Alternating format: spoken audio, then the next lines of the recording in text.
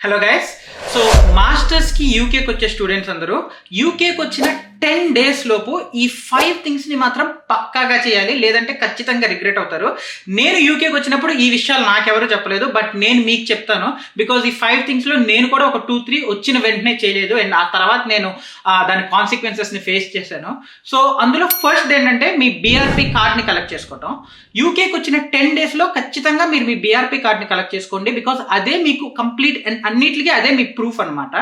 అంతేకాకుండా second thing ఏంటంటే మీ యూనివర్సిటీలో రిజిస్ట్రేషన్ ప్రాసెస్ ఉంటుంది, దాన్ని మీరు కంప్లీట్ చేయాలి. ఎందుకంటే ఈ రిజిస్ట్రేషన్ ప్రాసెస్ వల్లే మీకు మీ ఐడి కార్డ్ కలెక్షన్, మీ యూనివర్సిటీ యొక్క ఐటీ సర్వీసెస్ని యాక్సెస్ చేసే యూజర్ ఐడి, పాస్వర్డ్, మీ కోర్సెస్ టైం టేబుల్ అండ్ మీ కోర్స్కి సంబంధించిన అన్ని డీటెయిల్స్ ఈ రిజిస్ట్రేషన్ ప్రాసెస్లోనే మీకు తెలుస్తాయి.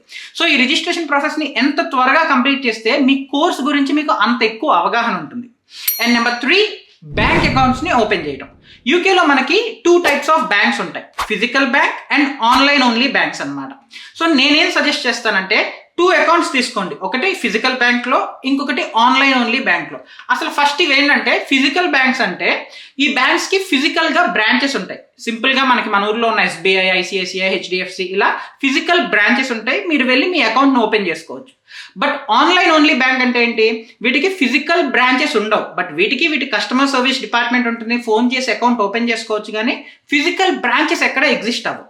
సో నేనేం సజెస్ట్ చేస్తానంటే ఒక physical bank account, like physical బ్యాంక్స్లో మెయిన్ ఏముంటాయి మనకి ఇక్కడ అంటే హెచ్ఎస్బిసి ఉంటుంది, బార్క్లేస్ బ్యాంక్ ఉంటుంది, లాయిడ్స్ బ్యాంక్ ఉంటుంది. సో ఒక ఫిజికల్ బ్యాంక్ అకౌంట్ ఓపెన్ చేస్తే మీ పార్ట్ టైంకి కానీ ఇంక ఎటువంటి జాబ్ చేసినా మీరు అది మీ శాలరీ అకౌంట్ అవుతుంది. బట్ ఆన్లైన్ ఓన్లీ బ్యాంక్స్ కూడా ఇక్కడ రిలయబులే. అందులో మోస్ట్లీ మాన్జో, రివల్యూట్ అండ్ స్టార్లింగ్ అనే బ్యాంక్స్ ఎక్కువగా వాడతారు.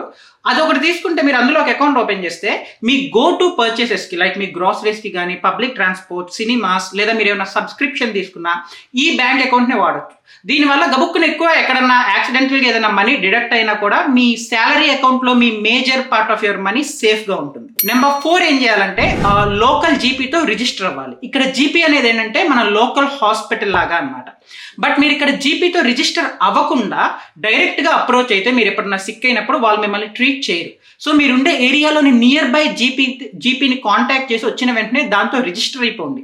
ఓన్లీ మీరు రిజిస్టర్ అయితేనే వాళ్ళ సర్వీసెస్ని మీకు అవసరమైనప్పుడు మీరు యూజ్ చేసుకోగలుగుతారు. And number 5, NI number apply చేసుకోవటం.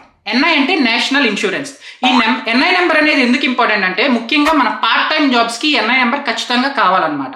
బట్ ఇది అప్లై చేసుకున్నాక అరౌండ్ 4 to 6 weeks పడుతుంది ఇప్పుడు రావడానికి, అండ్ ఇంకొంచెం ఎక్కువ కూడా పట్టొచ్చు. సో వీలైనంత త్వరగా, లైక్ వచ్చిన వెంటనే మీరు అప్లై చేసుకుంటే మీకు త్వరగా వచ్చే ఛాన్స్ ఉంటుంది. ఈ 5 థింగ్స్లో ఎస్పెషల్లీ జీపీకి రిజిస్టర్ అవడం ఒకటి, బ్యాంక్ అకౌంట్ ఓపెన్ చేయడం ఒకటి, అండ్ మరీ ముఖ్యంగా ఎన్ఐ నెంబర్ అప్లై చేయడం ఒకటి. నేను వచ్చిన వెంటనే చేయలేదు, నేను తర్వాత చాలా రిగ్రెట్ అయ్యాను వచ్చాక. సో మీరు ఆ తప్పు చేయకూడదని నేను మీకు ముఖ్యంగా మరీ చెప్తున్నాను.